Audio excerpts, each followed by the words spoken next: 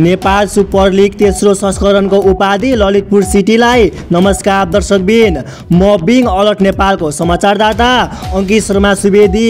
शनिबार दशरथ रङ्गशालामा भएको फाइनलमा पोखरा थन्डर्सलाई 2-1 ले पराजित गर्दै ललितपुर तेस्रो संस्करणमा अपराजित रहेर च्याम्पियन बनेको हो।